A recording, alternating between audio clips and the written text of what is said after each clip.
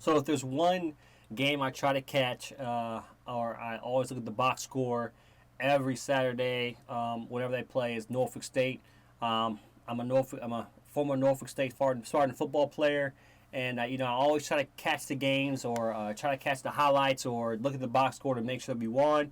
But this particular game, kind of intrigued me. Looking at this box score and looking at being Towson, which is a school a couple of years ago we would get rough, we would probably essentially lose to, but being a team like Towson and doing it in a way that's so unconventional.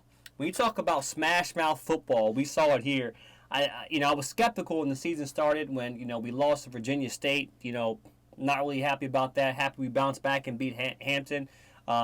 Virginia State's always hyped up from that game. It's like cross player rivals. The guys probably know each other. Most of the guys know each other. Virginia State and Norfolk State's Labor Day Classic. It's a classic, but man, running the ball 54 times for 350 yards and 2 touchdowns. You don't see that in college football today unless you're watching the Navy Army game. Man, I just the quarterback even Otto Cones Otto actually had 10 carries, 70 yards, and 1 touchdown. They had 3 touchdowns in the game, 1 passing. He had had a touchdown at the goal line to one of the receivers there, Moore. But just the idea of is this the new DNA, the new recipe? And it's just exciting to see them taking this running attack and running the ball. They have a new running backs coach there. Coach Lenny, he I guess orchestrated the guys, said, hey, look, the passing attack against Temple did not work. What we did against Virginia State did not work. But running the ball 54 times for 350 yards is literally unheard of in college football today, especially against a Towson team. It's a 1A school as well, too, Towson, but it's not necessarily, it's outside the MEAC, so getting a win outside the MEAC is always great for the MEAC and always great for Norfolk State. Of course, when we played Temple, it wasn't something that we were going to, it's the big game we play every year. It wasn't something that we were going to be wildly, going and expect to destroy, but you want a good showing.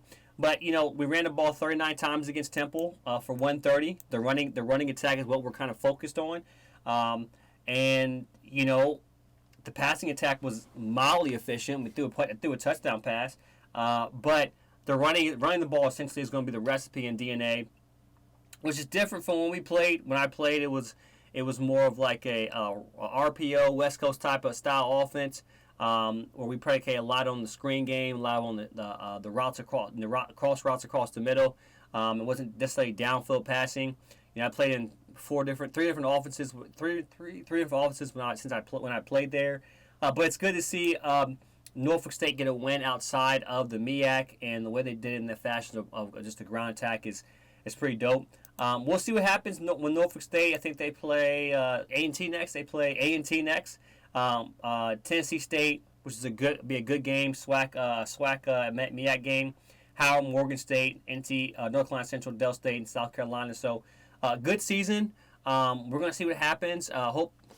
Hopefully this can be a bounce back from the playoffs, since the games that Norfolk State lost were out of conference, and the games they won were actually out of conference as well too, because Hampton is no longer in the MEAC.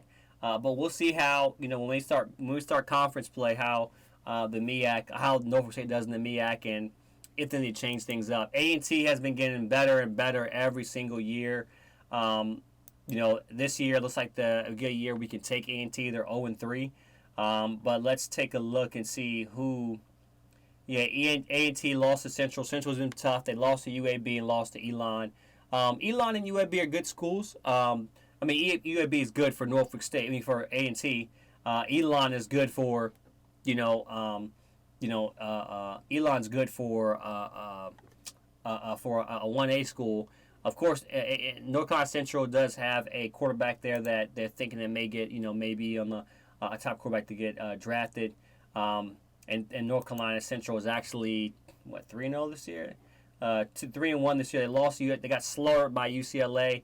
They just beat Mississippi Valley State. That's O.J. Rice's college, another HBCU, 45-3. But Norfolk State, week in and week out, if we can improve on that, get better, I'll be pretty much pretty much excited about it. If we can make some waves and maybe make it to that SWAC or some type of bowl game or the playoffs, depending on how things pan out in conference play. But go Spartans! Behold the green and gold, and I hope we can build on this win.